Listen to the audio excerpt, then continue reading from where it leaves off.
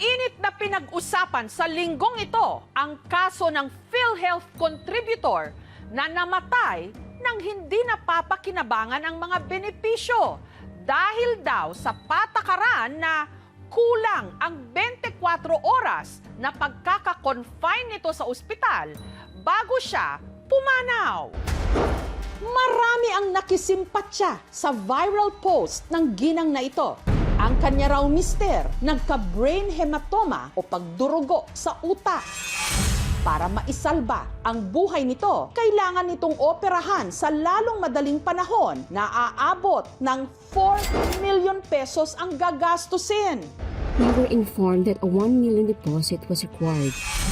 Pero bago pa siya nakabuno ng pang-deposit sa ospital, ang kanyang mister, tuluyan ng binawian ng buhay. Bisperas pa man din ng college graduation ng kanilang anak. In just 2 days, our family experienced both the deepest sorrow and a milestone worth celebrating.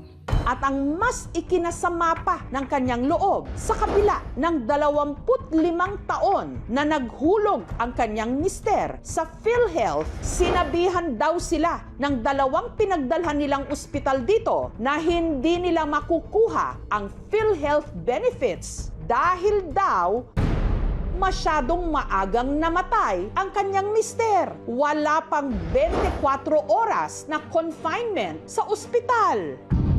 May ganong patakaran? My husband had died. I was grieving, yet all I heard were explanations about policies and payments. Sa ilalim daw ng 24-hour confinement policy ng PhilHealth, ang ilang benepisyo para sa mga naka-confine sa ospital, karaniwang ibinibigay lang kapag umabot ng hindi bababa sa 24 oras ang pananatili ng pasyente maliban sa ilang itinakdang exceptions at emergency cases. Dahil sa nag-viral na post, marami ang ibang lumantad na nabiktima rin daw ng ganitong patakaran. Kagaya na lang ng ina mula Talavera, Nueva Ecija na si Carla. Nito lang October 7, nakatanggap siya ng tawag na ang kanyang anak na si Zoe na nooy pumasok sa eskwela, isinugod sa ospital. Nawalan po ng malay si Zoe. Nagsisisure daw. Nakita ko na lang po yung anak ko nasa bed, nakahiga. Tapos naka-oxygen na po siya. Unstable po yung BP, kaya nahihirapan huminga. Sa pagamutan na diskubreng si Zoe, meron palang acute viral myocarditis. Namamaga ang puso nito. Kailangan nilang maipasok agad si Zoe sa tinatawag na PQ o Pediatric Intensive Care Unit. Pero dahil walang PQ ang pinagdalhan nilang ospital sa kanya, nagpasya sina Carla na ilipat siya sa private hospital sa Cabanatuan City sa Nueva Ecija. Tutubuhan daw po si Zoe. Pumayag po ako kasi, syempre ma'am, para sa bata po yun eh. Tapos po nung kinausap kami ng pedia-cardio niya, sinabi po na critical daw po. Yung huling dalaw ko po sa kanya na buhay siya. Kinantahan ko pa po siya nung kanta namin. Umiiyak po yung anak ko, mama. Lumabas po yung doktor, sinabi nire-revive na lang po si Zoe. Hanggang 10 lang daw po pwede. Nanghila na po ako, ma'am. Hindi ko na po alam kung anong gagawin namin doon. Pangalawa si Zoe sa 3 mga anak ni Carla at ng mister nitong si Alex, isang construction worker. Zoe, come! Zoe po kasi yung batang malambing. Sabihin niya, Mama, I'll cook for you. Ito po yung huling t-shirt niyang suot bago siya gumayak, papasok. Ito po yung ginamit niyang kumot sa ospital. Hindi ko po masyadong inaamoy, ma'am. Baka mawala yung amoy eh. Sa medical emergency na pinagdaanan ni Zoe, kahit paano raw, maswerte sina Carla na wala silang binayaran sa unang ospital na pinagdalhan nila rito. Nailapit po kasi namin, ma'am, sa malasakit. Pero dahil private hospital ang pinaglipatan nila kay Zoe, dito na rin daw nabutas ang kanilang bulsa. Kahit wala pa raw 24 oras na naka-confine doon si Zoe, ang kanilang hospital bill pumalo ng mahigit 100,000 pesos. Ang hawak ko na lang po noon, nasa 2K, 3K, parang ganun po. Ang ikinasama ng loob niya, hindi niya napakinabangan ang halos 5 taon niyang kontribusyon sa PhilHealth. Tinanong ko po, ma'am, yung PhilHealth dun sa ospital kung bakit po 7-8 lang. Dahil wala pa daw pong 24 hours na naka-admit yung bata, na na-deceased na siya, na-expire siya. Resuscitation package lang po ang maibibigay nila. Ang sabi ko po talaga, ano yun, ma'am? Hihintayin muna nung tao yung 24 hours bago mamatay. Dapat po pala sinabi ko sa anak ko na, oh wait lang, huwag ka muna mamamatay, wala ka pang 24 hours. Siguro kung nakuha namin yun, bayad na po sana yung funeral service niya. Kasi to be honest naman, may balance pa kami sa funeral service niya. May lapidan na po sana yung anak ko. Ang hirap maging mahirap sa Pilipinas. Durog ka na, dinudurog ka pa. Nag-aayos ako ng papel habang nakabural yung anak ko. Para lang makakuha ng tulong sa gobyerno. Noon namang Pebrero, humarap sa isang mabigat na pagsubok ang pamilya ni Edwin, taga Parañaque City. Nagka-camping daw sila noon ng kanyang partner na si Lorraine sa Tanawan City sa Batangas. Nang si Lorraine, bigla raw tumumba. Sabi niya, nagnanam yung shoulder ko. Nahihirapan ako huminga. Agad itinakbo ni Edwin si Lorraine sa isang private hospital sa Tanawan. Pagdating namin sa hospital, wala silang ma-detect na blood pressure. Very cloudy yung x-ray niya. So nag-focus sila sa pneumonia. Dahil kinailangang ipasok ito sa ICU o Intensive Care Unit, mula Tanawan, inilipat siya ni na Edwin sa isa pang private hospital sa Parañaque, malapit lang sa kanilang bahay. From Batangas na sinasabi nilang pneumonia, pagdating dito sa Parañaque, naging embolism na siya. Karoon ng clot dun sa lungs niya, kaya hindi na makapag-produce ng tamang oxygen. Yun yung naging cause ng heart attack. Pero bago pa man daw makabitan ng tubo si Lorraine, bumigay na ang katawan nito. 16 na taon daw nagtrabaho bilang hotel employee si Lorraine. Dahil wala naman itong mintis sa kanyang paghulog sa PhilHealth, umasa sina Edwin na magagamit nila ito sa pinagdaanang medical emergency ni Lorraine, lalo't malaki ang kanilang hospital bill. More or less mga 170 to 180,000. Nag-asa ko bakit walang discount ng PhilHealth. Ang sabi nila, hindi raw kasi umabot ng 24 hours sa kanila.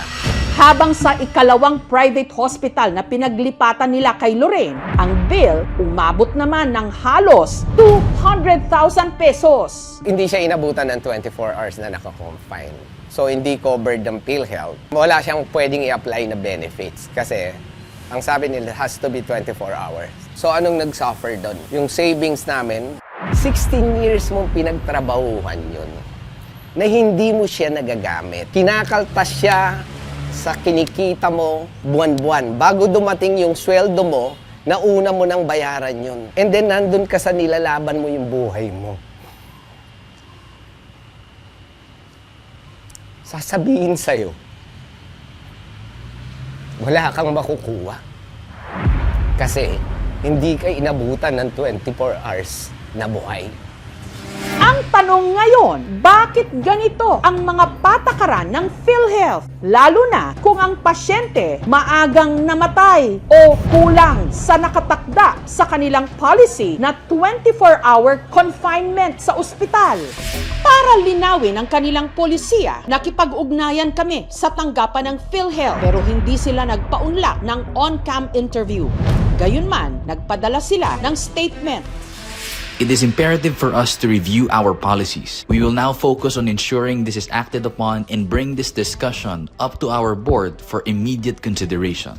Samantala, sa naging panayam ng GMA News sa tagapagsalita ng PhilHealth, sinagot niya ang ilang mga bagay tungkol sa kanilang pulisiya. Matagal ng polisiya yan actually. Kung ang ating confinement is less than 24 hours, ang polisiya dati is it's not compensable.